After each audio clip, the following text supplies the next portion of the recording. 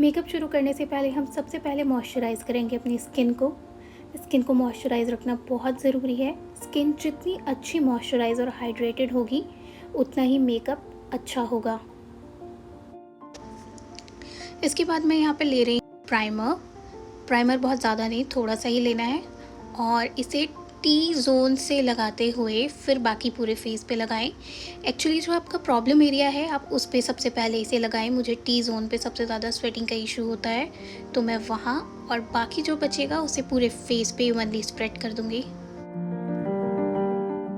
Primer के बाद मैं ले रही हूँ कंसीलर। मेरे पास फिटमी का कंसीलर है, पर आप जो चाहें, जो आपके पास अवेलेबल हो या आपकी स्किन को सूट करता हो, आप कोई भी कंसीलर ले सकते हैं। और उससे मैं अपने फेस पे डार्क सर्कल्स और जितने भी स्पॉट्स हैं और अनइवन स्किन टोन है, वहाँ उसे कवर कर लूँगी। पर इस स्टेज पे मैं इसे फिंगर से ही कवर करती हूँ, क्योंकि इससे एक अच्छी कवरेज आती है और प्रोडक्ट भी वेस्ट नहीं होता।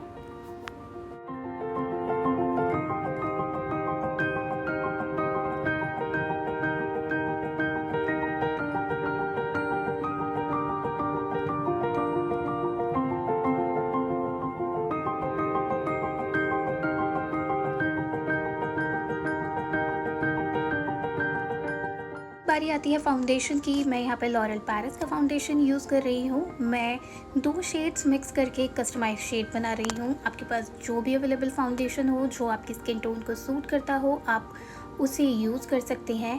और एक बहुत थिन लेयर अप्लाई कर रही हूँ। ये बहुत हाई कवरेज फाउंडेशन है, इसलिए बहुत ज़्यादा लगाने की ज़रूरत नहीं पड़ती।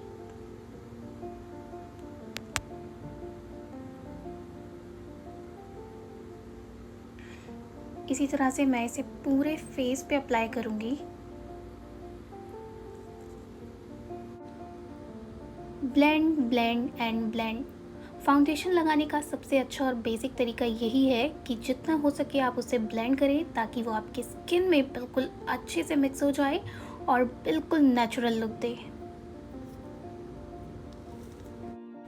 फाउंडेशन के बाद बारी आती है फिर से कंसीलर की। मैं अपना वही फिटमी कंसीलर यूज़ कर रही हूँ। अब मैं इसे यूज़ करूँगी अपने एरियाज़ को हाईलाइट करने के लिए। तो बहुत ज़्यादा नहीं, बहुत हल्का हल्का मैं इसे अपने फेस के इन पार्ट्स पे लगाऊंगी जिस पे आपको दिख रहा है। और ब्लेंड करते टाइम भी मैं ये ध्यान रखूँगी कि मुझे इसे पूरे फेस पे नहीं फैलाना। जिन जिन एरिया पर मैंने इन्हें लगाया है, स्पेसिफिकली मुझे इन ही एरिया पर इसे ब्लेंड करना है, ताकि ये पर्टिकुलर एरियाज़ ही हाईलाइट हों।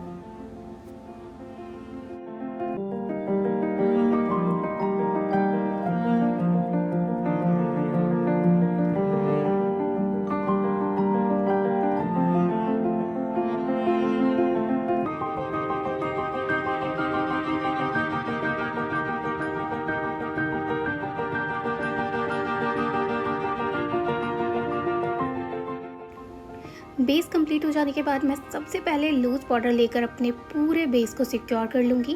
अपने पूरे फेस पे एक फाइन लेयर लगा दूँगी लूज़ पाउडर की, जिससे पूरा बेस सेट हो जाए। अपने टी जोन पे मैं इसे थोड़ा ज़्यादा लगाऊंगी, जहाँ पर मुझे स्वेट का इशू होता है। आईलिड पर इसे अच्छे से लगाऊंगी, ताकि इसके बाद आई मेकअप के लिए मुझे एक अच्छा बेस मिल जाए।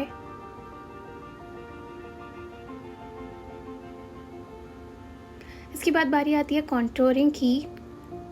कॉन्टोरिंग बहुत इंपॉर्टेंट है। कॉन्टोरिंग करते टाइम आपको ध्यान रखना है कि आप एग्जैक्ट पॉइंट पे ही कॉन्टोर करें, ताकि उससे आपका फेस अच्छे से डिफाइन हो। तो एक पाउट बनाकर आप अपने फेस का एग्जैक्ट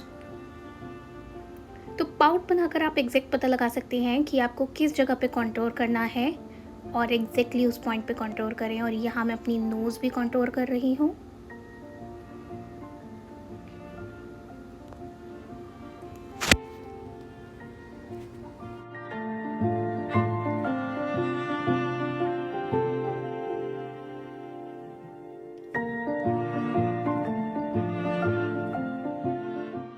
कॉन्टूर करने के बाद अपने फेस पे इसे अच्छे से ब्लेंड करें, ताकि ये बिल्कुल नेचुरल लगे। आपके फाउंडेशन आपकी स्किन के साथ बहुत अच्छे से इसे ब्लेंड कर लेना है।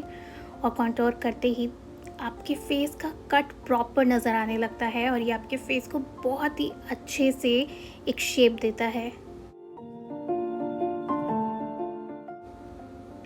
कॉन्टूर के बाद बारी आती है ब्लश की। तो स्माइल करिए ताकि आपको एग्जैक्ट पॉइंट्स पता चल सके जहां आपको ब्लश यूज़ करना है। Smile smile and smile. मैं यहाँ पे ब्लश प्लस हाइलाइटर यूज़ कर रही हूँ, सो ये ब्लश के साथ साथ मेरे चीक्स को हाईलाइट भी कर रहा है।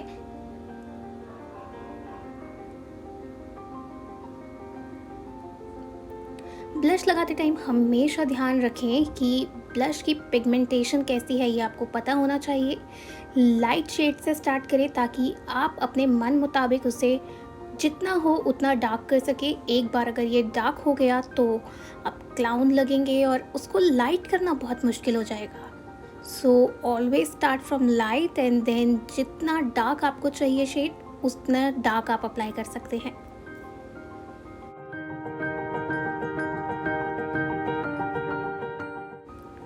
अब बारी है ब्राउज की, क्योंकि आईब्रो डिफाइन करना बहुत ज़रूरी है। ये आपके पूरे फेस को ओवरऑल एक डेफिनेशन देती है।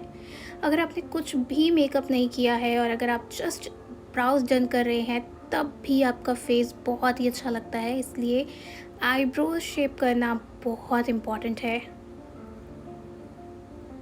तो मैं बेसिकली यहाँ पे एक लाइनर ब्रश की हेल्प से आईब्रोज डन कर रही हूँ।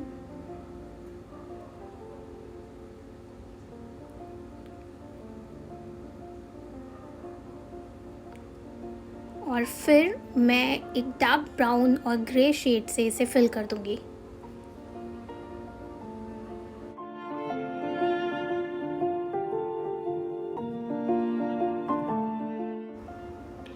आईब्रो के बाद अब मैं आई लुक के लिए ब्राउन आई शेडो से अपनी क्रीज लाइन पे उसे इस तरह से ब्लेंड कर रही हूँ ताकि ओवरऑल मेरी आंखों को एक अच्छी शेप दे और एक अच्छी डेफिनेशन दे।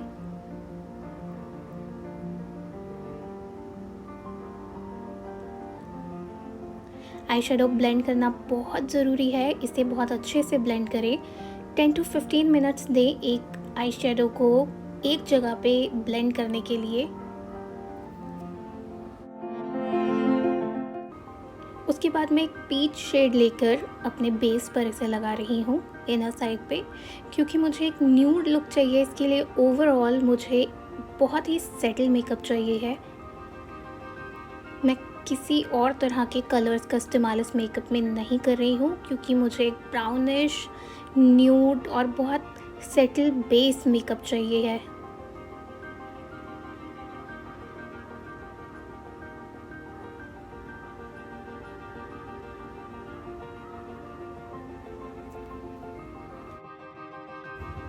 बेस कंप्लीट करने के बाद मैं थोड़ा सा ग्लिटरी आई शेडो ले रही हूँ। ये एक ब्रॉन्ज शेड में हाइलाइटर है और आई शेडो भी बेसिकली ये मेरे आई शेडो पैलेट में है और इसे मैं दोनों आईलिड पर मिड में थोड़ा थोड़ा लगा रही हूँ, जस्ट एक अच्छी डेफिनेशन और इल्यूजन के लिए।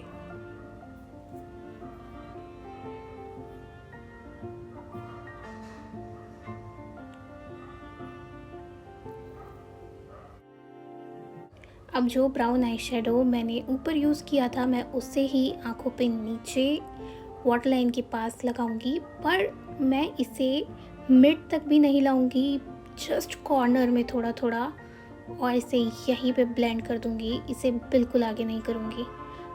और अब एक हाइलाइटर लेकर मैं उसे अपनी ब्राउज के नीचे साइड पे लगा दूंगी, just to highlight my brows and define overall eye makeup.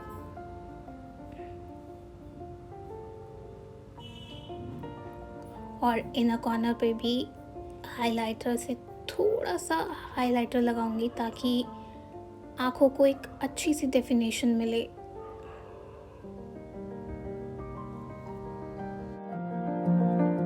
अब बारी आती है आईलाइनर की। तो मैं यहाँ पे फॉक्स आई मेकअप क्रिएट कर रही हूँ। इसके लिए मैं अपनी आईज़ को लॉन्ग और शार्प दिखाऊंगी। सो फॉर दैट मैं आगे से फ्रंट से अपनी आईज़ पे बहुत ही हल्का लाइनर लगा रही हूँ। जस्ट लैशेस के पास बहुत ही हल्की एक लाइन ड्रॉ कर रही हूँ और एंड पे मैं इसे बोल्ड करूँगी। विंग क्रिएट करके मैं इसे मिड से भी पहले अपनी आँखों से मर्ज कर दूँगी और इसे आगे नहीं लेके जाऊँगी। याद रखिए, पीछे से इसे बोल्ड करना है और आगे की साइड से, फ्रंट से बिल्कुल पतला रहने देना है, जितना थिन आप इसे कर सकें।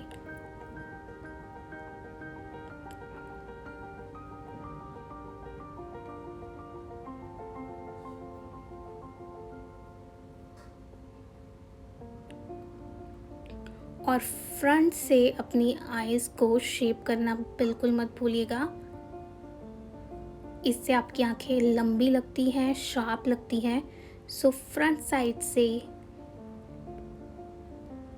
इसे बहुत अच्छे से और आराम से शेप करें। इसी तरह से मैं दूसरी आई पे भी यही सेम क्रिएट करूँगी लुक।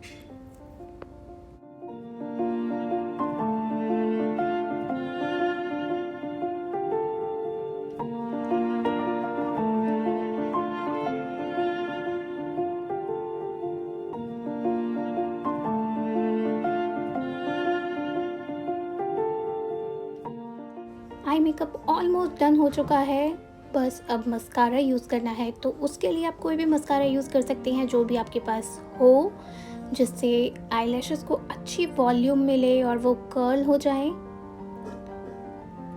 मस्कारा की 2 से 3 कोटिंग आपको हमेशा लगानी चाहिए ताकि एक अच्छी वॉल्यूम आपकी लैशेस पे क्रिएट हो जाए।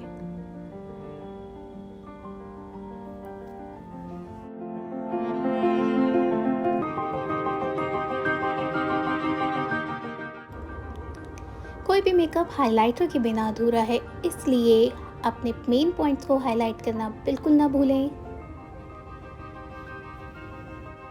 अब बारी आती है लिप्स की, तो उसके लिए मैं अपनी न्यूड लिपस्टिक यूज़ कर रही हूँ। Of course nude makeup look है तो न्यूड लिपस्टिक ही जाएगी, बट मेरी जो लिपस्टिक है वो यहाँ पे हल्की सी पीच शेड में है, जिसे मैं ब्राउनिश करना चाहती हूँ।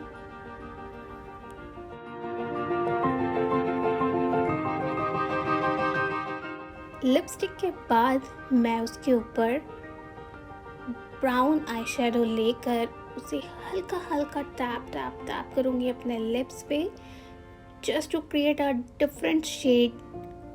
और ये बहुत अच्छा रहता है, इससे आपके लिप्स सिक्योर भी हो जाते हैं, आपका लिप शेड जो है वो मैट फिनिश में आता है, एंड आप जिस तरह से चाहें उस तरह से अपने लिपस्टिक को कस्टमाइज़ कर सकते हैं।